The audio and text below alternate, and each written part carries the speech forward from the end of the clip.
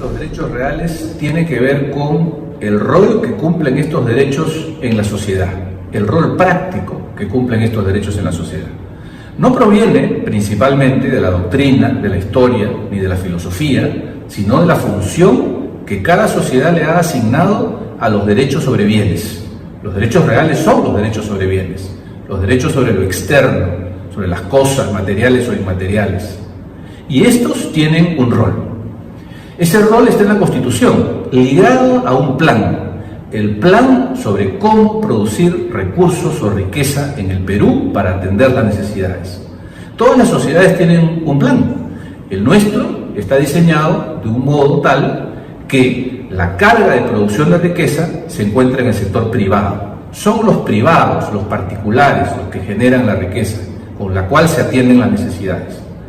Esas riquezas, esos rendimientos, esos frutos que provienen de los negocios y de la explotación de los bienes, es destinada, por supuesto, a la atención de las necesidades de quien las produce, pero en gran parte, a través de la imposición fiscal, el Estado destina tales recursos a la atención de otras necesidades, a la distribución, a la subsanación de las desigualdades y, por supuesto, a proveer de recursos y bienestar a quienes por alguna circunstancia no se encuentran en capacidad de atender o producir sus propios rendimientos. Y eso es lo justo, y ese es el plan que el Perú diseñó en el 93. Por supuesto que hay otros planes, de los cuales también hemos sido parte en el pasado, como aquellos que tienen que ver con una producción desde la actividad estatal, que fue un fracaso, ya lo sabemos. En el nuestro, en el vigente, la cosa reposa principalmente, la carga de producir riqueza, en los particulares. Excepcionalmente el Estado también tiene su intervención, pero en fin, no es esa la regla. Son los particulares, los privados los que producen la riqueza. ¿Cómo la van a producir? ¿Por qué la van a producir? ¿Porque lo dice el pacto social? ¿Porque lo dice la Constitución? ¿Porque lo ordena eventualmente una ley? No. Los particulares actúan voluntariamente. Si quieren, producen, si no, no.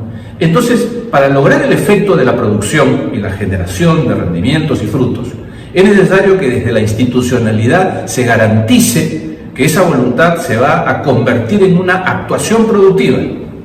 Y para eso son necesarias ciertas garantías o componentes. Dos, principalmente, que tienen que ver con este marco institucional que nos ocupa en esta primera entrega. En primer lugar, una protección muy dura a los derechos sobre los bienes.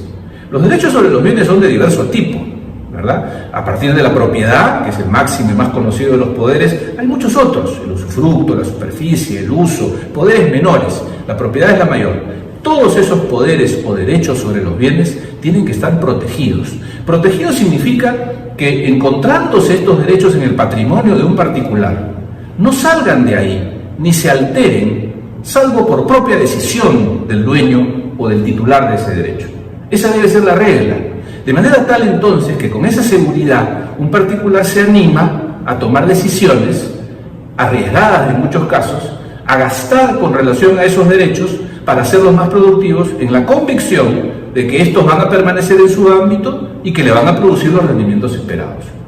Pues, como se entenderá, si se sospechara siquiera que desde el Estado o desde cualquier otra fuente se le va a privar de esos derechos o se les va a reducir los beneficios, entonces pues estos particulares no van a realizar los negocios, no habrá rendimientos y el plan fracasaría o temblaría al menos. Entonces, esta seguridad o garantía de que los derechos deben permanecer asegurados, protegidos, es un elemento fundamental del sistema. Por supuesto, no es una garantía total, no es una seguridad absoluta. Puede, por ejemplo, la propiedad pasar a manos del Estado a través de una expropiación cuando se le necesita para hacer una obra que importa a todos, que beneficia a todos, y que, siendo entonces el valor superior la necesidad de todos, se impone a la necesidad de uno. Y en esos casos, para hacer un puente, una obra de infraestructura, atender una necesidad pública o de seguridad nacional, se le puede privar a alguien del dominio a través de la expropiación.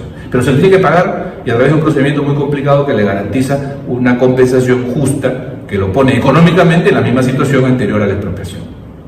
También dice este plan que el uso de los bienes, en general, no obstante protegido, debe armonizar con el bien común, y que es la ley la que señala cómo es que se produce esa armonía con el bien común. El bien común es un elemento muy importante, como peligroso, porque como no se le ha definido, se podría creer que para atender al bien común se puede, por cualquier cosa, quitarle o restar poder a los dueños. Y eso no debe ser así. La protección de la propiedad es la norma básica para garantizar el funcionamiento del plan, de modo tal que las limitaciones o restricciones a la explotación de los bienes debe ser la excepción, y como tal solo debe estar permitida si hay verdaderamente un interés superior que justifique el beneficio de toda la sociedad para restringir este poder que los particulares tienen sobre sus bienes. En circunstancias como las que vivimos hoy abundan las razones de bien común. Una serie de eventos que se vienen produciendo con razón o en razón de la emergencia justificarían, y ya las estamos experimentando, como limitaciones al uso y explotación de los bienes. Hoy en día los propietarios no están en condición de explotar sus bienes libremente. Están privados de esa explotación por los días que dure el estado de excepción o por los días que se prolongue o cuando las circunstancias cambien pero que generen o mantengan todavía limitaciones, por razones de salubridad. ¿Qué más de bien común que la salubridad? Entonces la institucionalidad está preparada para atender esta circunstancia.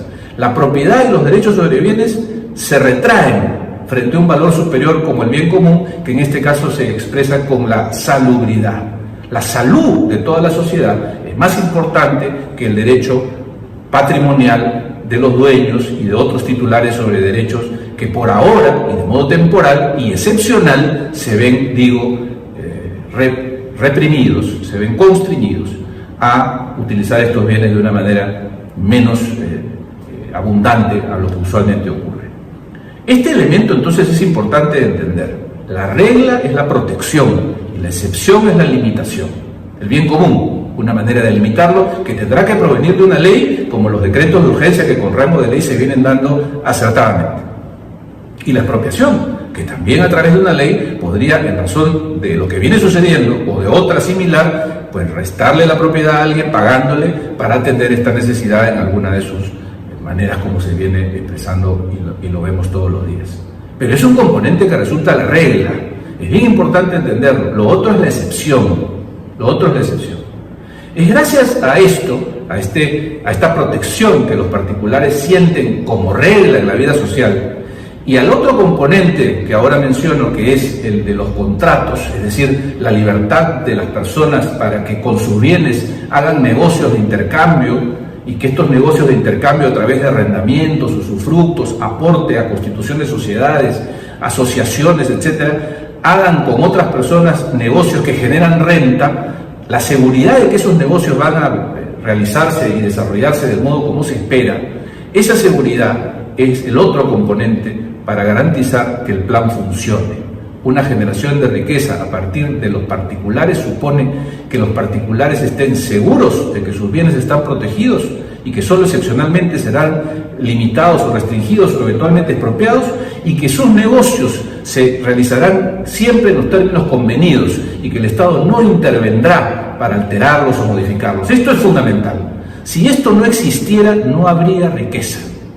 Y es bien importante que entendamos el beneficio de un plan que funciona justamente en este momento, porque es gracias a esa riqueza que se genera desde los particulares y que el Estado toma en parte a través de los impuestos y los tributos, que se hace de un tesoro público que permite atender necesidades como las que hoy afectan a la sociedad entera. ¿Qué sería de esta sociedad si no tuviera la riqueza acumulada a partir de las actividades de los particulares que, protegidos en los bienes y en sus contratos durante años y décadas, han permitido que el Estado acumule un tesoro, un ahorro que hoy por hoy permite atender la urgencia? Imaginemos qué sería. Por eso es tan importante comprender que la institucionalidad no es un instrumento teórico, es un componente práctico que produce un beneficio para toda la sociedad en definitiva. Excepcionalmente, y por lo que viene sucediendo, estos derechos se comprimen. Y es obvio que en estos días nadie realiza ninguna inversión importante, es evidente.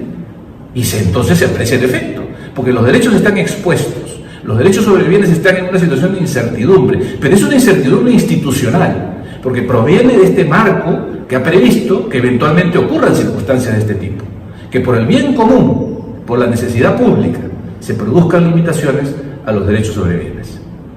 Entonces, Este es el marco institucional de los derechos reales y en lo que sigue nos seguiremos ocupando ya en particular de cada uno de esos derechos, atendiendo siempre, como advertimos, a lo que viene pasando en el día a día.